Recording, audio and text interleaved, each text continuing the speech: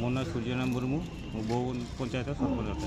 କ'ଣ କହିବେ ଏଇ ଯେଉଁ ଦୁଃଖଦ ଘଟଣା ବିଳମ୍ବିତ ରାତ୍ରି ସମୟରେ ଯେଉଁ ଘଟିଯାଇଛି ୟାକୁ ନେଇ କ'ଣ କହିବେ?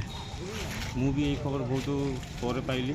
କାଲି ପ୍ରାୟ ରାତି 10:30 ସମୟରେ ଆମ ଗୁଦିମାରା ଗ୍ରାମର ପ୍ରଶାନ୍ତ ଟୁଡୁ ଏବଂ ତାଙ୍କ ସାଙ୍ଗ ଜଣେ ବାଇକ୍ ଯୋଗେ ବରହମପୁର ଯାଉଥିଲେ। ମୁଁ ଯାହା ଖବର ପାଇଲି ଆଉ ମୋ ମେଣ୍ଢାଘାଟ ପୁରୀ ପାଖରେ ଭାରସାମ୍ୟ ଭଳି କିପରି ଭାବେ ବାଇକ୍ରୁ ଗଳି ପଡ଼ିଛନ୍ତି ଏବଂ ଜଣଙ୍କର ମୃତ୍ୟୁ ଘଟିଯାଇଛି ଯିଏକି ପ୍ରଶାନ୍ତ ଟୁଡୁ, ଏବଂ ଆଉ ତାଙ୍କ ସାଙ୍ଗ ତାଙ୍କ ହାତଟି ଭାଙ୍ଗିଯାଇଛି। ସେ ଯାହା ଖବର ପାଇଲି ସେ ବୋଧେ ବାରିପଦା ରେଫର ହୋଇଛନ୍ତି। ମୁଁ ବି ସକାଳେ ଏଇ ଖବର ପାଇକି ମୋତେ ଲୋକମାନେ କହୁଛନ୍ତି ରାତିରେ ଫୋନ୍ ଲଗାଉଥିଲେ, ବାଇକ୍ ଫୋନ୍ ଲାଗିନଥିଲା ବୋଧେ ପ୍ରାୟ। ସକାଳ ଖବର ପାଇକି ମୁଁ ସେଟାକୁ ଯାଇଥିଲି। ବର୍ତ୍ତମାନ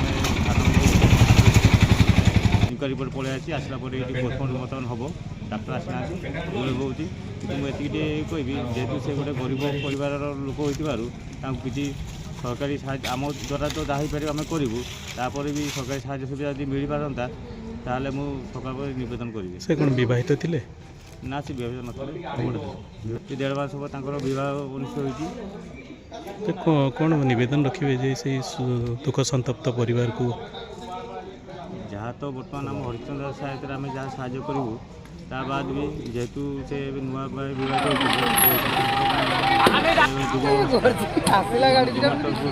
ସରକାରୀ ସାହାଯ୍ୟ ସୁବିଧା ତାକୁ ଠିକ୍ ଯୋଗାଇ ଦିଆଯାଆନ୍ତା, ତା ପରିବାର ସୁଖ ହୋଇ ଆଗାମୀ